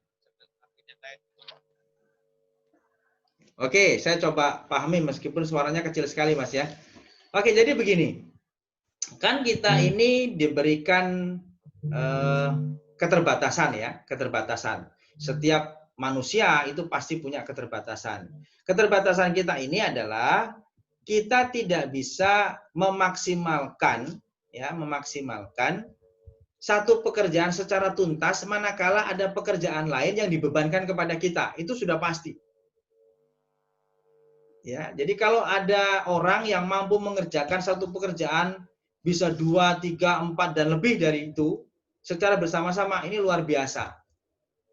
Pasti kita itu akan terganggu manakala ketika kita menjalankan satu pekerjaan ternyata kemudian tiba-tiba ada pekerjaan tambahan yang lain yang diberikan kepada kita. Maka dalam konteks ini sebetulnya pendengar yang bersikap kurang perhatian ini sesungguhnya adalah bagaimana caranya supaya ketika kita diberikan satu instruksi, satu perintahkah atau satu tugaskah, itu kita betul-betul fokus gitu. Jadi kita tidak sedang melakukan satu tindakan yang lainnya ketika terjadi komunikasi itu. Ya, tadi kan saya memberikan contoh ada seorang dalam keluarga, ada seorang adik dan kakak nih ya. Sang adik sedang menyaksikan televisi. Di saat yang bersamaan, sang kakak itu memberikan perintah kepada adiknya. Dek, tolong ambilkan sapu, Mbak mau nyapu. Nah, karena si adik ini sedang posisinya itu sedang melihat televisi, ya dia mendengarkan apa yang disampaikan oleh kakaknya ini dia dengarkan. Tetapi karena dia juga punya pekerjaan yang lain, tindakan yang lain yaitu menonton TV, maka kemudian dia tidak merespons secara langsung. Dia ada jedanya. Ya, pertama dia mungkin saja akan langsung mengatakan, "Iya, Mbak, nanti." Ya, sudah ada kalimat menunda nanti. Ya. Nah, kemudian nanti kalau sudah ada kata nanti biasanya akan diikuti dengan penundaan, tidak langsung itu. Akhirnya kemudian sang kakak tadi meninggikan suaranya, "Mana Dek, kok belum dianterin sapunya?" Pasti kemudian intonasinya naik juga nih sang adik. "Nanti sih Kak, kan saya sudah bilang." Tapi karena tadi bisa jadi kemudian sang kakak sendiri melakukan pekerjaan yang lain, akhirnya kemudian maksud dan tujuan dari permintaan dia si kakak untuk meminta diambilkan sapu menjadi tidak dilakukan. Nah, itu yang saya maksud adalah kita harus fokus ya. Ketika kita berbicara, maka kita betul-betul berupaya untuk mendengarkan lawan bicara kita. Sehingga apa yang kita responkan, apa yang kita berikan umpan balik kepada orang yang memberikan tugas, memberikan pekerjaan itu kepada kita, betul-betul sesuai. Jadi tidak tulalit, ya, tidak tulalit gitu. Jadi apa yang kemudian nanti kita laksanakan dalam konteks pekerjaan itu sesuai dengan apa yang diinginkan oleh orang yang menyampaikan pesan itu.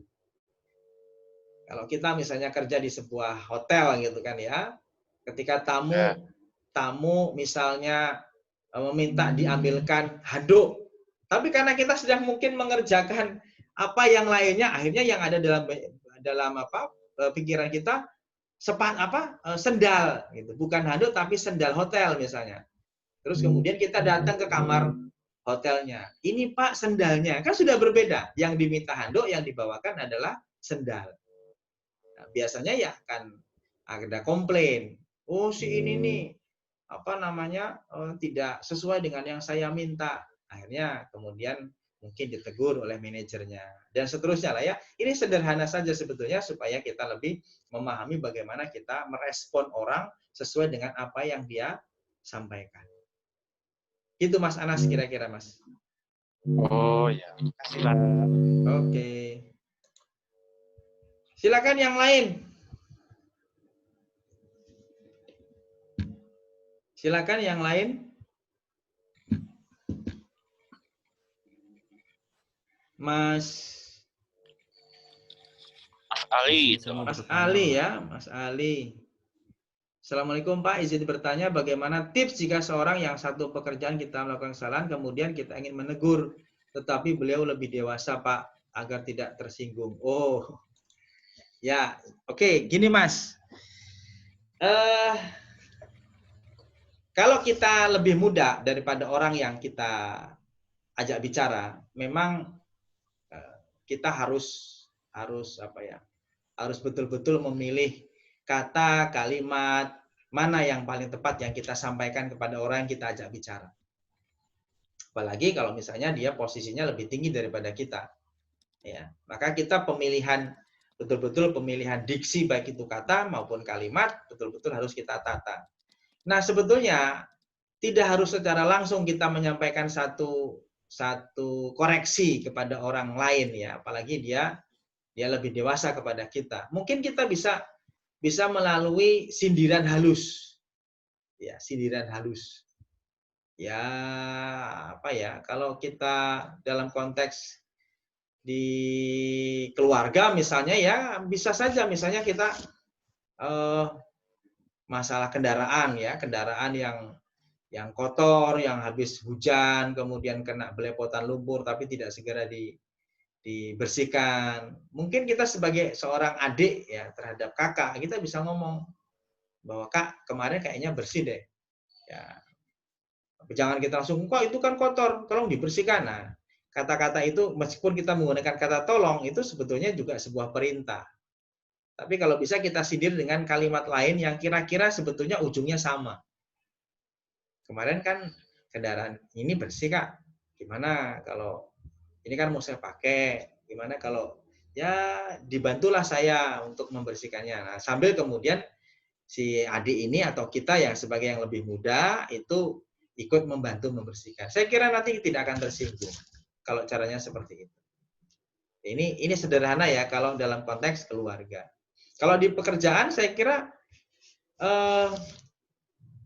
kalau dalam konteks itu mengingatkan kepada yang lebih dewasa, ya tentu kalau yang muda seringkali dianggap kurang sopan kita mengingatkannya ya. Tapi kita bisa mungkin menyampaikan kepada orang yang sekiranya itu dari sisi usia lebih sama ataupun lebih tinggi dibandingkan dengan orang tersebut. Tapi kebetulan kita lebih kenal dia, lebih paham dia, sehingga kita bisa lebih mudah untuk menyampaikan pesan. Kita ngomong saja ke orang itu. Jadi tetap ada kita perlu melibatkan pihak yang lain ya, supaya nanti tidak tersinggung kalau disampaikan secara langsung. Seringkali orang ketiga tidak kemudian menjadi momok ya dalam sebuah hubungan. Orang ketiga dimungkinkan kalau dalam konteks yang positif dia menjadi penengah, dan bukan menjadi pembuat kisruh. Kira-kira begitu, Mas Nur Ali. Halo, Mas Nur Ali? Di mana Mas Nur Terima Ali? kasih, Pak. Oke. Siap, Pak. Siap. Ya. Yang Terima lain kasih. monggo silahkan. Ada lagi? Sahur ngantuk itu dan Ngantuk. Sedia minum. Ini saya juga sedia minum nih. Minum dulu ya. Bismillah.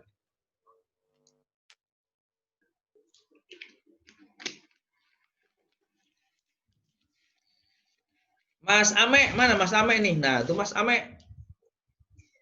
Kok nggak dihidupkan videonya, Mas? Wah.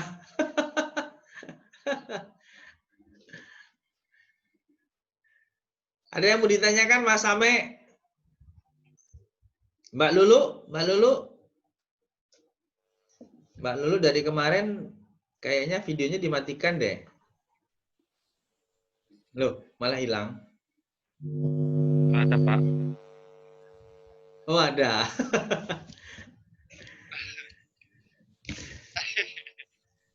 Mbak Alfa. Ini Mbak Alfa mana nih nggak kelihatan videonya?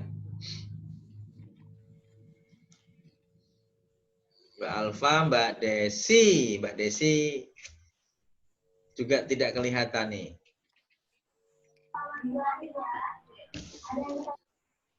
Oke, ada lagi yang mau ditanyakan? Saya Pak mau bertanya Pak. Oke, silakan Mas Yus ya, Mas Yus. Iya Pak. Oke, silakan Mas. Di sini saya mau bertanya di kualitas pendengar Pak. Poin pendengar dangkal. Yang saya tanyakan, ketika kita mendengarkan apa yang telah disampaikan pemateri, bagaimana ya Pak agar kita merespon apa yang telah disampaikan itu cepat paham, agar bisa tercapai di pendengar yang sungguh-sungguh. Oke, baik, bagus pertanyaannya ya. Gimana caranya supaya kita itu mudah mudeng? Sederhananya begitu. Dari yang disampaikan oleh orang lain itu kita mudah paham. Ada banyak teknik ya yang bisa kita pilih ya. Ada teknik dengan cara misalnya kita menulis ulang apa yang disampaikan oleh orang lain. Tapi kalau dalam konteks lisan bagaimana Pak? Nah, sekali lagi kita bicara tentang komunikasi yang dua arah itu cenderung bersifat cepat ya. Atau kalau dalam bahasa yang lain itu think fast, do fast gitu. Kita berpikir cepat dan kita melakukan dengan cepat. Jadi apa yang kita terima dari umpan balik dari orang yang menyampaikan pesan, itu kemudian kita olah sedemikian rupa supaya kita nanti kalau kita ngomong ulang atau kita menanggapi ulang itu sesuai dengan konteksnya. Nah, ini sekali lagi ini adalah keterampilan berbicara. Sekaligus, jadi keterampilan berbicara dan keterampilan mendengar itu sebetulnya bukan hal yang harus dipisahkan. Jadi kedua-duanya ini berjalan seiring. Jadi jangan sampai kita punya pikiran, kalau begitu kita harus punya keahlian yang lebih di bidang mendengar dong. Enggak begitu. Dibandingkan dengan yang berbicara, enggak begitu ya. Jadi semuanya berjalan dengan seiring gitu. Kenapa? Meskipun kita diberikan dua telinga dan satu mulut, itu pada dasarnya sebetulnya kedua-duanya punya fungsi yang saling melengkapi. Ya, punya fungsi yang saling melengkapi. Kita harus juga mendengarkan dengan baik apa yang disampaikan oleh orang lain dan di satu sisi kita juga harus merespon dengan cepat. Nah, bagaimana caranya supaya nanti apa yang kita lakukan itu betul-betul terlihat seperti sungguh-sungguh, bukan seperti ya, terlihat sungguh-sungguh. Pertama, ketika ada yang mengajak kita berbicara, maka kita menghentikan dulu aktivitas kita dalam hal pekerjaan yang lainnya itu. Kita berhenti dulu sejenak. Ya. Jadi betul-betul kita fokus dengan orang yang kita ajak bicara. Coba kita perhatikan tokoh-tokoh besar dunia. Indonesia sajalah misalnya. Dulu kita punya Presiden SBY namanya ya. Beliau itu kalau berjabat tangan, kelihatan sekali beliau itu betul-betul menghargai orang yang dia ajak berjabat tangan itu.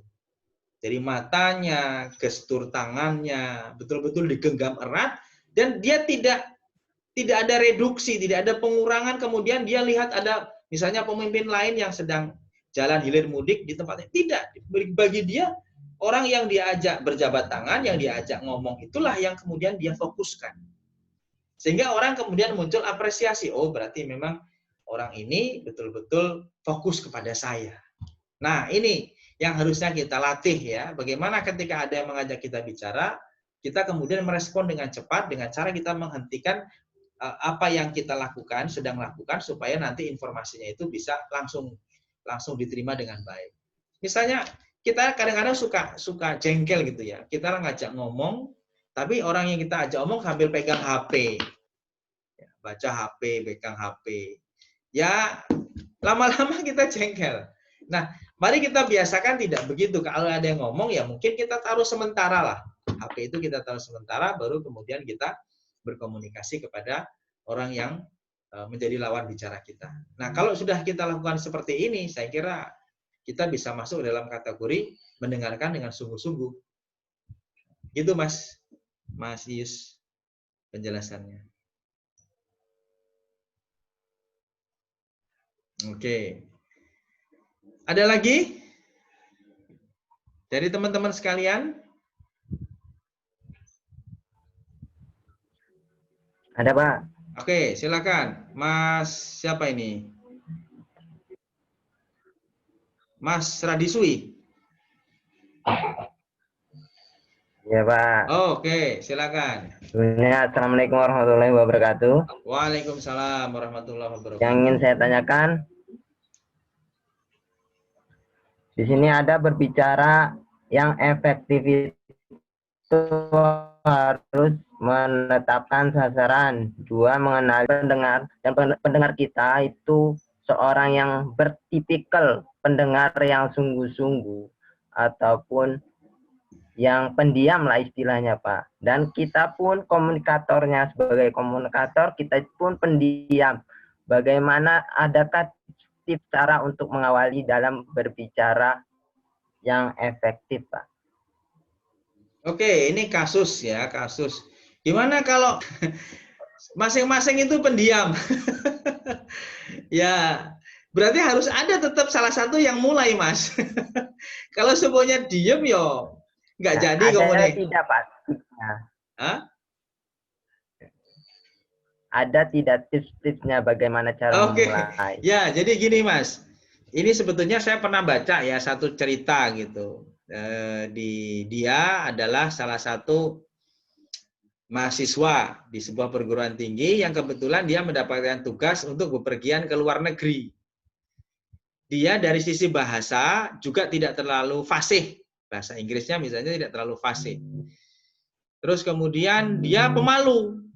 Bayangkan, dia seorang pemalu, tidak terlalu fasih bahasa asing, tetapi dia harus bepergian ke luar negeri, yang di negara yang antah berantalah begitu.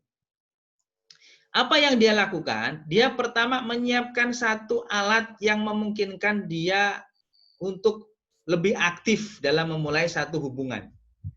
Dia hanya membeli beberapa permen jahe. Dia membeli permen jahe. Nah, ketika kemudian terjadi, betul ya, dia sampai pada sebuah negara, kemudian dia, karena dia tadi mungkin pendiam itu tadi ya, akhirnya dia melihat ada teman di sampingnya, dan kemudian dia menawari permen jahe itu kepada temannya, kepada yang ada di sampingnya. Dan secara kebetulan disambutlah tawaran itu dan kemudian dimakanlah permen itu. Nah, dari situ kemudian muncul pembicaraan, apa ini, dari mana Anda berasal, kenapa Anda ke sini, dan seterusnya. Akhirnya kemudian terjadilah pembicaraan yang hangat.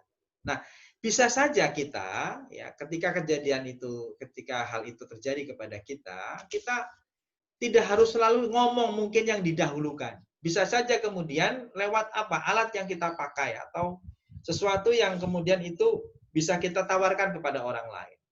Ada lagi kejadian pada saat kebetulan ini pengalaman pribadi ya, saya umroh tahun 2000 berapa itu ya, lupa saya, 13 kalau saya tidak salah, saya umroh.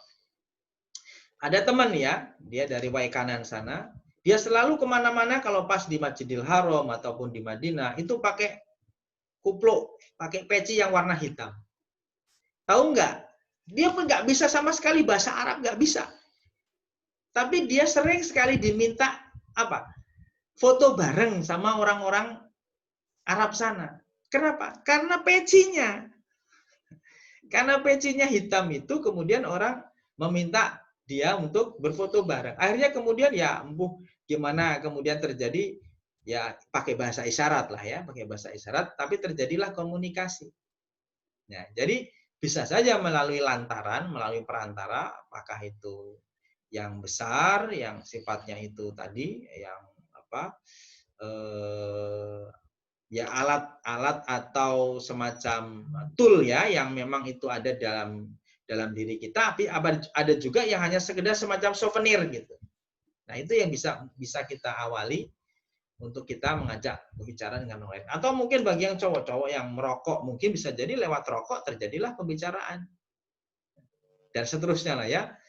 Dari situ, ini saya bukan ngajari rokok, tapi bisa jadi komunikasi dimulai dengan adanya lantaran rokok itu. Nah, seringkali kan seperti itu terjadi di dalam masyarakat kita. Ini kenyataan di masyarakat kita seperti itu. Sama, bagaimana kalau misalnya ada orang baru dalam sebuah usaha dan sebuah perusahaan atau organisasi yang dia itu pemalu, kemudian dia belum punya banyak teman dan seterusnya. Ya, tadi bisa kita awali dengan menawarkan bantuan apa yang bisa kita lakukan pada dia, sehingga nanti dia akan merasa, oh saya ternyata diperhatikan oleh orang lain, sehingga muncullah kemudian komunikasi. Jadi bantuan-bantuan kecil itu yang sesungguhnya akan melahirkan satu persepsi yang baik ya dari pihak-pihak yang ada di sekitar kita. Gitu Mas, kira-kira Mas. Pak, terima kasih atas jawabannya. Oke, good. Oke, ini sudah jam berapa ya? Sudah jam 21.45. Saya membuat jadwalnya dari jam 19.45 sampai dengan jam 22.15 kalau saya tidak salah. Jadi masih ada setengah jam, tapi kita kalaupun misalnya nanti kita ini kan selesaikan nanti sampai dengan jam 10 ya, maksimal sampai jam 10, tapi mudah-mudahan enggak jam 10 lah. Kurang dari jam 10. Kalau tidak ada, teman-teman sekalian, ini saya mau menampilkan jadwal kita mulai besok ya. Jadwal praktek ya, jadwal praktek di Avicenna mulai besok. Nah, ini tolong diperhatikan supaya besok tahu oh kita belajar apa. Jadi punya bayangan nanti mau ngapain. Terus pesan saya bagi yang memiliki laptop silahkan dibawa supaya nanti kalau misalnya di sini nanti jadwal waktunya tidak cukup, Anda bisa mengerjakannya di rumah, di Avicenna maksudnya. Anda bisa mengerjakannya di rumah. Oke, ini dia. Saya share screen dulu. Nah, ini dia teman-teman sekalian, jadwal materi kita ya. Kita sudah 2 kali pertemuan. Ini pertemuan pertama yang kemarin secara daring, kemudian malam hari ini komunikasi di tempat kerja secara daring, kemudian mulai besok ada pengenalan jenis aplikasi, kemudian pengenalan program Corel dan seterusnya ya. Jadi tapi tadi saya berkomunikasi dengan instruktur yang lain, mungkin ada kalau secara teknis ada sedikit perubahan. Kalau di sini yang tampil adalah program Corel Draw-nya dulu, mungkin dari informasi yang saya peroleh tadi kami koordinasi, kemungkinan besar mungkin Photoshop dulu yang akan diajarkan kepada Anda semua. Ya. Tapi poinnya adalah 2 aplikasi yang akan kita berikan ya, baik itu yang terkait dengan Corel Draw maupun yang Photoshop. Mudah-mudahan nanti kita bisa semuanya ya. Untuk masalah desain-desain apa yang akan kita buat, kira-kira ini. Sekali lagi, ini jadwal yang sifatnya kita memang harus buat ya. Mungkin di lapangan akan ada perubahan-perubahan, tapi tidak jauh berubah ya dengan apa yang sudah kita tuliskan di sini. Terus ini kita targetkan nanti di pertemuan ke-53 ya pada hari Sabtu tanggal 12 Desember itu uji kompetensi. Ya. Jadi uji kompetensinya akan kita laksanakan, sementara ini kita rencanakan di tanggal 12 Desember 2020. Apakah memang tanggal ini yang akan kita lakukan? Tergantung ya, tergantung nanti bagaimana pembicaraan kita dengan lembaga sertifikasi profesi. Jadi kemarin Mas Rozak sudah bertanya ya tentang masalah jadwal dan ini sudah kita berikan. Mudah-mudahan ini membantu nanti dalam hal oh ternyata kita belajar tentang ini loh begitu. Dan sekali lagi mulai besok sudah mulai belajar praktek di Avicenna. Silakan datang sesuai dengan jadwalnya ya. Sesuai dengan jadwal yang sudah diberikan. Kita mulai dari jam 1. Ya, kita mulai dari jam 1. Untuk masalah kendaraan, saya mohon supaya tidak berkerumun, letakkan jangan semuanya di depan, tapi seperti kemarin pada waktu pembukaan, silakan ditaruh di belakang ya. Yang sudah tahu pasti tahulah yang tempatnya di mana. Saya kira itu teman-teman sekalian. Sebelum oh, ini Mas Dwi. Maaf Pak, kalau boleh jadwalnya di-share di grup agar kami bisa mempelajari. Oh ya. Ya, bolehlah. Ya. Sebagai bahan ini ya, sebagai bahan apa?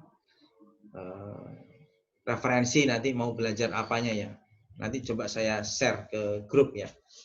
Tapi sekali lagi itu pegangan jadwal ya, mungkin dalam teknis di lapangannya bisa jadi ada beberapa perubahan.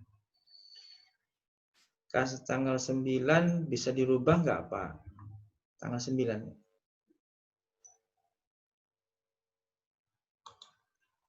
Pilkada. Oh, tanggal 9 pilkada. Oh iya ya. Saya lupa ini kalau pilkadanya tanggal 9 ya. Ini untuk masalah jadwal yang tanggal 9 kita sesuaikan aja ya. Kita sesuaikan nanti apakah tetap kita laksanakan atau nanti mungkin dengan cara daring atau dengan bagaimana nanti kita akan diskusikan terutama dengan tim pengelolanya nanti kita akan bicarakan.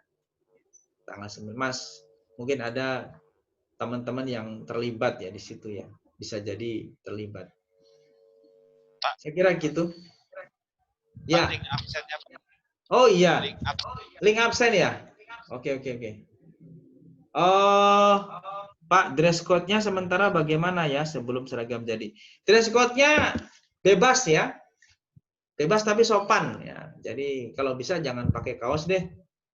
Jangan pakai kaos jangan pakai kaos oblong ya. Silakan pakai kaos boleh ya, pakai kaos yang ada ininya kerahnya, yang ada kerahnya. Ya, terserah kalau celananya warnanya nggak ada ketentuan, yang penting bebas tapi sopan ya. Oke. Gitu ya, Mas. Siapa tadi yang tanya ya? Ya untuk Mas Aziz, Mas Iqbal.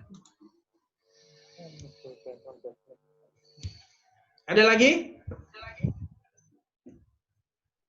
Cukup ya?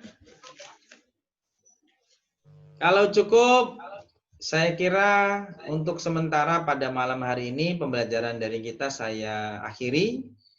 Demikian yang bisa saya sampaikan untuk materi kita pada kesempatan malam hari ini, yaitu tentang komunikasi di tempat kerja. Mudah-mudahan ada manfaatnya bagi kita semua. Dan saya akhiri. Bila taufik wal hidayah. Wassalamualaikum warahmatullahi wabarakatuh. Waalaikumsalam warahmatullahi wabarakatuh. Oke. Sama seperti kemarin ya teman-teman, tolong dibuka videonya. Saya akan ambil gambarnya. Silakan dibuka videonya. Saya akan ambil gambarnya. Ada yang belum masuk nanti. Ada yang belum masuk. Ini ada 18 nih.